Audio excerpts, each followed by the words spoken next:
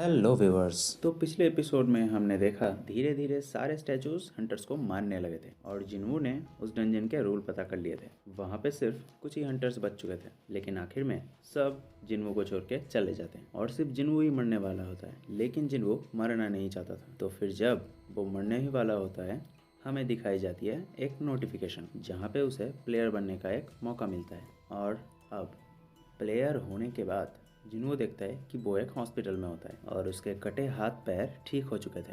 फिर हमें दिखाया जाता है हंटर्स एसोसिएशन के सर्वेलेंस टीम का मैनेजर जिन चूल जिन्वू से मिलने आया होता है। जिन्वू को पता लगता है कि वो 3 दिन से बेहोश था और वो जल्दी से जूही और मिस्टर सॉन्ग के बारे में पूछता है, जिस पे उन्हें पता लगता है कि मिस्टर सॉन्ग का एक हाथ कट चुका था और वो एज अ हंटर रिटायर करने वाले होते हैं और जूही को साइकोलॉजिकल शॉक लगा है और वो इसी चीज़ का ट्रीटमेंट करा रही है। एक हंटर्स का जॉब बहुत रिस्की होता है और बचे हुए सर्वाइवर्स से जब व्हाइट टाइगर गिल्ड को पता चलता है तो वो सीधे जाते हैं इनको मदद करने। लेकिन उन्हें वहाँ कोई टेम्पल या स्टैचूज नहीं मिलते, सिर्फ जिन्वू मिलता है, जो सुन के जिन्वू को विश्वास नहीं होता। मिस्टर जिन चुल को एक सस्पिशन होता है और वो जिन्वू से पूछता है, क्या तुम्हें सेकंड अवेकनिंग मिला है? ये सुन के जिन्वू चौंक जाता है। एक हंटर की पावर और उसका रैंक अवेकनिंग के बाद ही उसे पता चलता है और वो रैंक कभी बदलता नहीं है। लेकिन कुछ स्पेशल केसेस में एक हंटर दूसरी बार अवेकनिंग भी हासिल कर सकता है, जिससे वो ए रैंक या फिर एस रैंक तक भी जा सकता है। जिन्वू सोचता है कि शायद उसे भी सेकंड अवेकनिंग मिला है। तो फिर सर्वेलेंस टीम एक मशीन से जिन्वू के माना को फिर से चेक कर लेता है, जिनसे उन्हें पता लगता है कि ये अभी भी ई रैंक ही है। यूजुअली एक ई रैंक के पास भी 70+ स्कोर होता है, लेकिन जिन्वू के पास सिर्फ 10+ स्कोर हुआ था, इसीलिए वो ई रैंक में भी वीकेस्ट है। जाते हुए जिन चुल सोचता है कि वो डंजन अब तो गायब हो चुका था और अब वो डंजन हमें मिलने नहीं वाला। लेकिन क्वेश्चन तो ये था कि आखिर जिन्वू वहाँ से बचा कैसे। बेड पे लेटे हुए जिन्वू सोचता है कि आखिर उन्हें ये नोटिफिकेशन पैनल दिखा कैसे नहीं, और वो समझ जाता है कि सिर्फ वही इस नोटिफिकेशन पैनल को देख सकता है। जिन्वू देखता है कि ये कोई टच स्क्रीन नहीं था। फिर हमें दिखाया जाता है कि वहाँ जिना आती है और जिन्वू से पूछती है कि वो ठीक है कि नहीं, और अगर ऐसा ही चलता रहा तो वो अपना स्कूल क्विट कर देगा और एक जॉब ले लेगा ताकि उसका भाई हंटर होने से छुट्टी ले सके। जिन्वू उससे माफ़ी मांगता है और पूछता है कि क्या वो स्क्रीन उसे दिखाई दे रहा है। जिना उसे नहीं देख सकता था। जिन्वू उससे पूछता है कि कभी कभी गेम में अगर अनरेड मैसेज हो तो वो उसे कैसे पढ़े, जिससे उसे पता चलता है कि वो मैसेज बॉक्स ओपन करके वो नोटिफिकेशन पढ़ सकता है। फिर जिन्वू वो नोटिफिकेशन बॉक्स खोलता है और जिना उसे बोलती है कि उसे अब जाना पड़ेगा। जिन्वू देखता है कि प्लेयर की डेवलपमेंट को असिस्ट करने के लिए ही सिस्टम को तैयार किया गया है और उस सिस्टम की बात ना मानने से जिन्वू को पेनल्टी भी मिल सकता है। उसे कुछ रिवॉर्ड्स भी मिले थे। जिन्वू को ये कुछ भी समझ नहीं आ रहा था।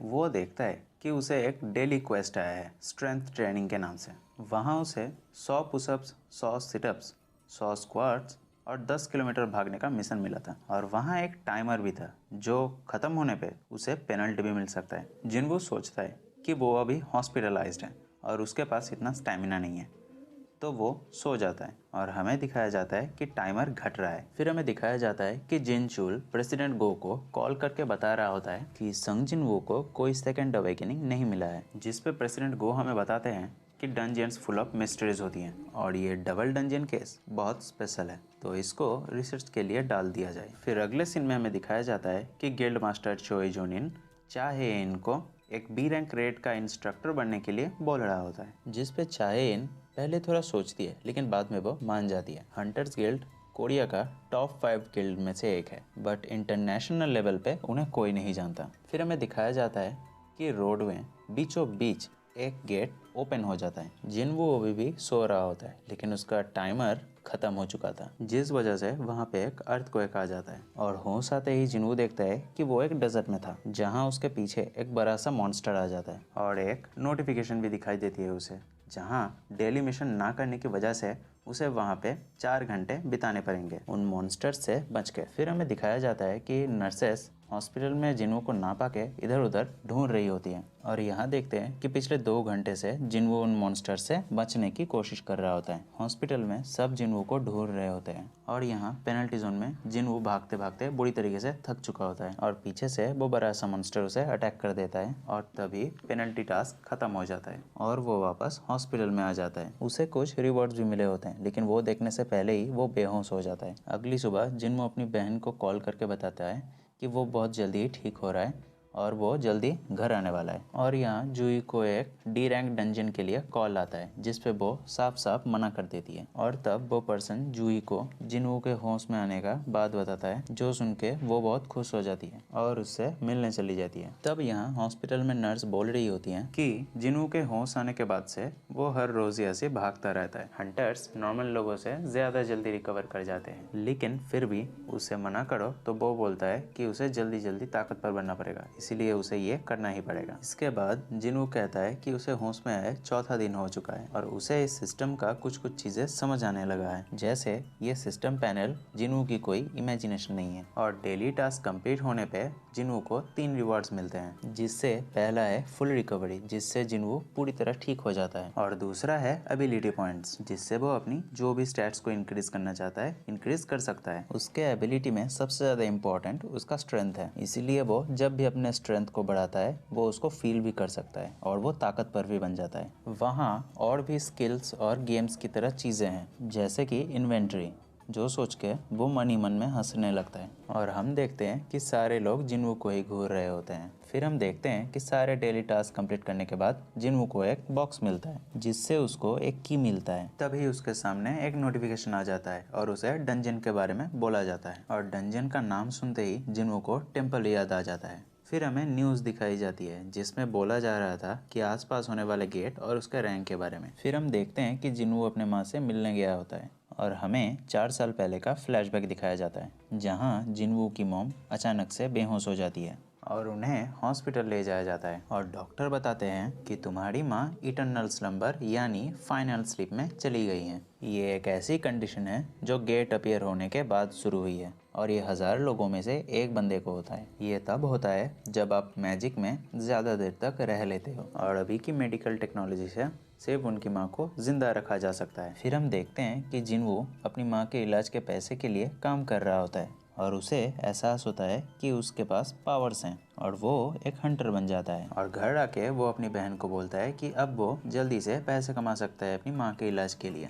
लेकिन हम देखते हैं जिन्वू रेड पे जाके कुछ नहीं कर पाता, इसलिए कोई अपना मैजिकल आइटम उससे शेयर नहीं करता। फिर हम देखते हैं कि नोटिफिकेशन में आए डंजन को देखने जिन्वू वहाँ चला जाता है और वो वहाँ पूरी तरह से तैयार होके जाता है और उसे अपने बच निकलने की एबिलिटी पर बहुत विश्वास था। अब जब वो चाबी को बाहर निकालता है तो उसके सामने एक लॉक अपीयर होता है जिससे वो उस लॉक को खोलते ही डंजन के अंदर चला जाता है और उसे एक नोटिफिकेशन आता है और बाहर जाने का रास्ता बंद हो जाता है और तभी वो नोटिस करता है कि एक लड़की उसके पास आकर बाहर निकल जाती है और जिन्वू समझ जाता है कि ये एक अलग डायमेंशन है। इंस्टेंट डंजन बाकी डंजनों से अलग होता है और जिन्वू सोचता है कि ये रेड गेट की तरह ही सिमिलर है और उसके सामने एक नोटिफिकेशन आता है। फिर हमें दिखाता है कि बॉस को बिना मारे और टेलीपोर्टेशन स्टोन को यूज ना करे तुम यहाँ से बाहर नहीं जा सकते। जिन्वू एक ई रैंक मॉन्स्टर को भी नहीं मार सकता था तो वो ये डंजन कैसे क्लियर कर सकता है, लेकिन उसके पास और कोई चारा नहीं होता है तो वो डंजन के अंदर चला जाता है और आगे देखता है कि उसके साथ लड़ने के लिए 3 गॉब्लिन आ जाते हैं और जिन्वू पे अटैक कर देते हैं। फिर हम देखते हैं कि जिन्वू उनसे अपने आप को बचाने की बहुत कोशिश करता है पर वो उन पे हमला भी नहीं कर पा रहा था। फिर एक गॉब्लिन जिन्वू पे अटैक करके उसे नीचे गिरा देता है तो फिर जिन्वू अपना डैगर उठा के पूरे जोश के साथ उस गॉब्लिन पे अटैक कर देता है और उस गॉब्लिन को मार देता है और बाकी 2 गॉब्लिन जिन्वू पे अटैक देता है और फिर हम देखते हैं कि जिन्वू उन दोनों को भी मारने में कामयाब हो जाता है और फिर वो सोचता है क्या वो सच में ताकतवर बन चुका है। फिर हम देखते हैं कि वहाँ एक अचानक से वुल्फ आ जाता है और जिन्वू पे अटैक करके उसका डैगर तोड़ देता है और फिर जिन्वू सोचता है कि ये तो एक वुल्फ है और ये उन गॉब्लिन से ज्यादा ताकतवर है। पर यहाँ पे जिन्वू देखता है कि उसकी टांगे कांप रही होती है और वो हिल नहीं पा रहा। क्या वो इसीलिए कि उसके दिल से अभी तक कार्टेनन टेम्पल डंजन का डर नहीं क्या कि तभी वो वुल्फ जिनवू पे अटैक कर देता है और उसके चेहरे पे एक खरोच आ जाती है और जिनवू के पास तो कोई हीलर भी नहीं था। इसका मतलब अगर वो यहाँ पे जख्मी होता है तो वो यहाँ पे मारा भी जा सकता है। कि तभी वो वुल्फ जिनवू पे अटैक कर देता है और इसी के साथ ये एपिसोड यहीं पे ख़त्म होता है। तो गाइस कमेंट सेक्शन में ज़रूर बताना कि ये एपिसोड आपको कैसा लगा और मेक श्योर टू सब्सक्राइब।